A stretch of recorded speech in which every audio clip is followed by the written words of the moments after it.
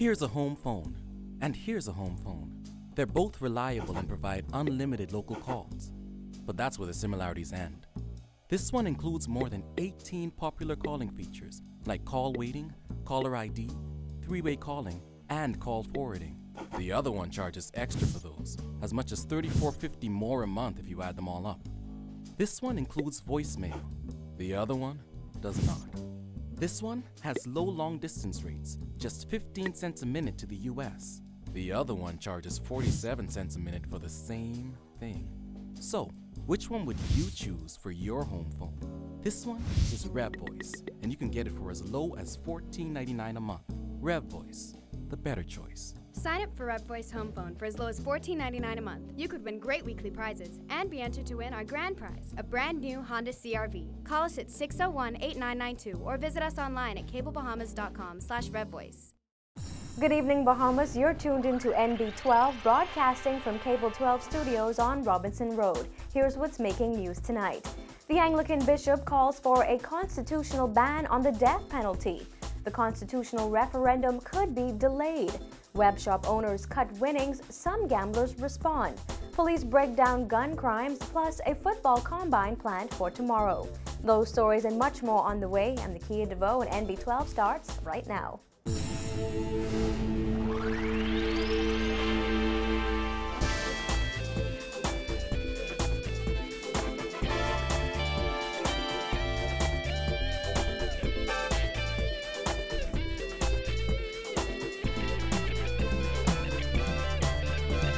Thanks again for joining us here at NB12.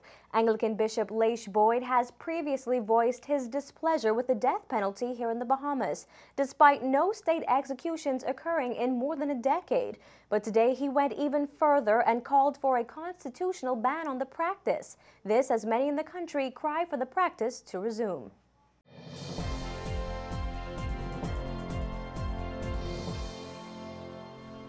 Archbishop of the Anglican Diocese, Laish Boyd, said anti-discrimination provisions should be extended to include homosexuals and capital punishment eliminated from the Constitution.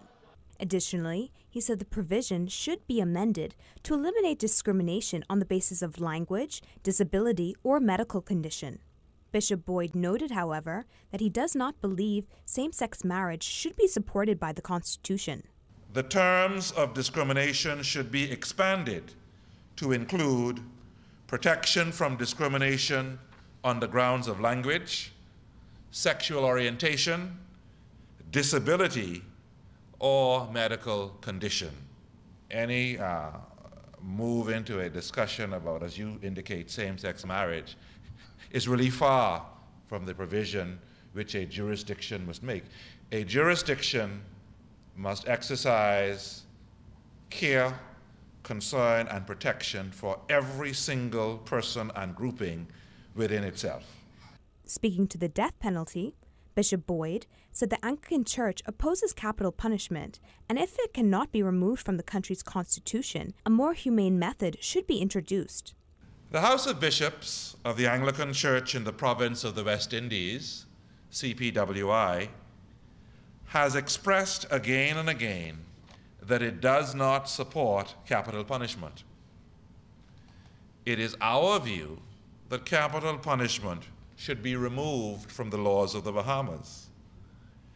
If it must stay, and I say if it must stay, then there needs to be a more humane method of execution, since hanging is so brutal, archaic, and barbaric. Among his constitutional recommendations, Bishop Boyd said, freedom of speech should include freedom of the press, contingencies to be made for the Commodore of the Defense Force to enjoy the same provisions as the Commissioner of Police, and limiting the powers of appointment of the executive. Bishop Boyd said the role of the Senate should also be examined. He suggested the Commission consider the Senate becoming a deliberative body comprised of members of the civil society and without a legislative function. Commission Chairman Sean McQueenie said the subjects have been previously discussed within the board, and the purpose of a consultation process is to gain as many points of view as possible. There certainly has been internal discussion of some of the issues. One or two of the other presenters have sort of touched on it. The president of the College of the Bahamas Union of Students also spoke about the need to factor in, sexual preference as one of the protected grounds.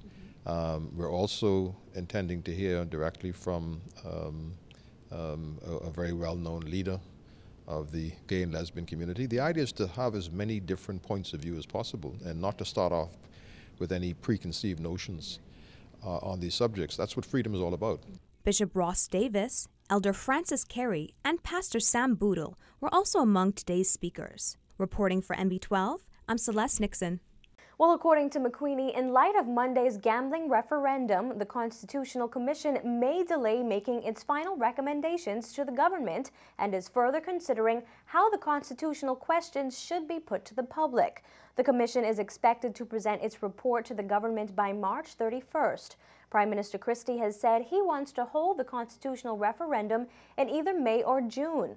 While McQueenie could not definitively say whether the referendum date would be pushed back, he said the variety of complex recommendations that will be reflected may be too much for the electorate to digest in one go.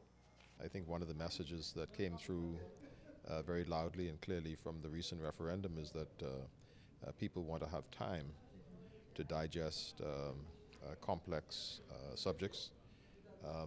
One of the things that does concern the Commission is that there are so many recommendations that are likely to be made for constitutional reform. Remember, this is the first really comprehensive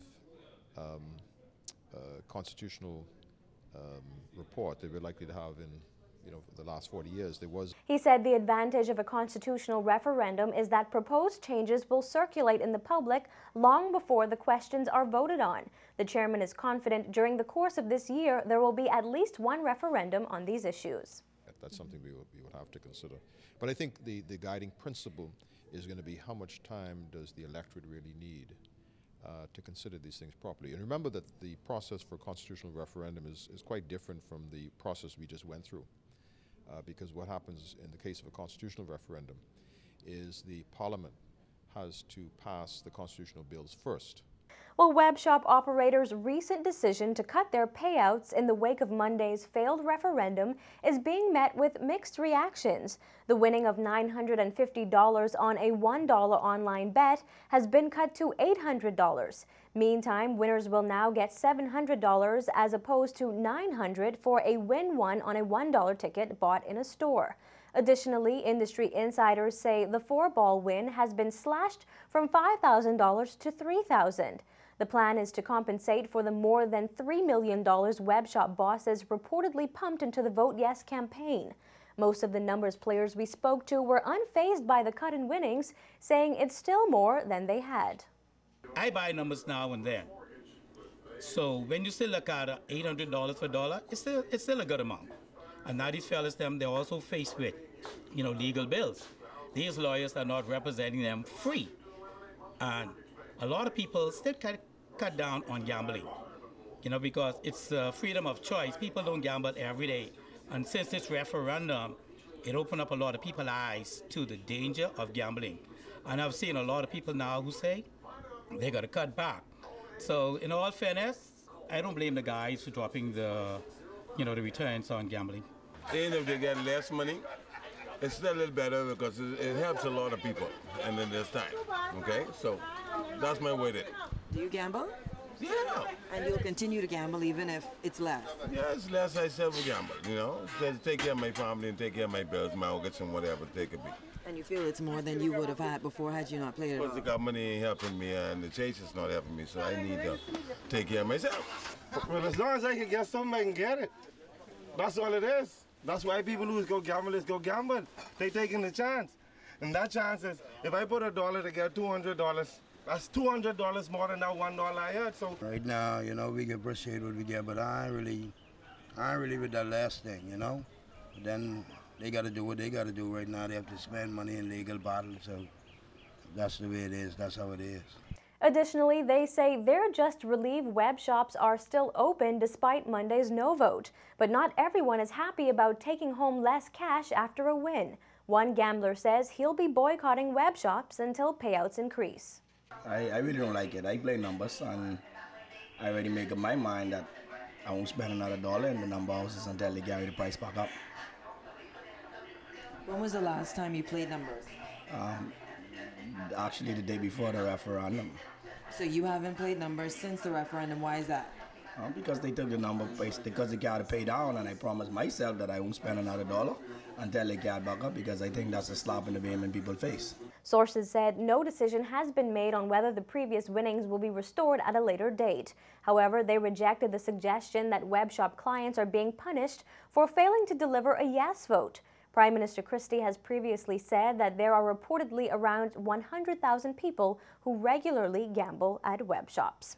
Minister of National Security Dr. Bernard Nottage says the government will look at amending the Lotteries and Gaming Act if the court rules in favor of web shop bosses.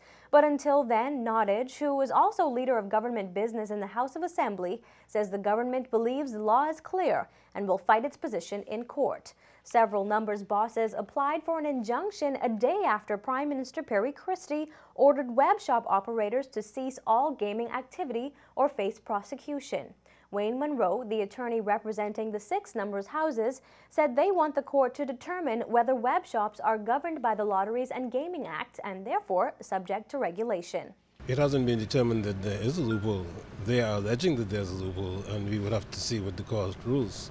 The government has acted in accordance with what they understand the law to be. And if the court determines that the law is not as we understand it to be, then we would have to give some consideration to what we do. But until that time, we must await the judgment of the court. Dr. Nottage also made it clear that while the government has taken steps to have web shops closed immediately, its hands are tied due to the injunction. That order protects Island Luck, Island Game, Whatfall, the FML Group, Asu Draw, Paradise Games, and Chances. As I understand it, the court is going to be joined as soon as possible to hear the arguments. The government will also appear in court and present its argument, and the court will have to make a decision. Until such time as that is, the result of the injunction is that the government cannot proceed any further with closing shops down. However, Nottage did not speak to shutting down the many numbers houses not protected by the injunction. He also pledged that if the government wins the case, it is ready to carry out the law to the fullest extent. Well, still to come on NB12, young athletes get the opportunity to try out for a college football scholarship and even the big leagues.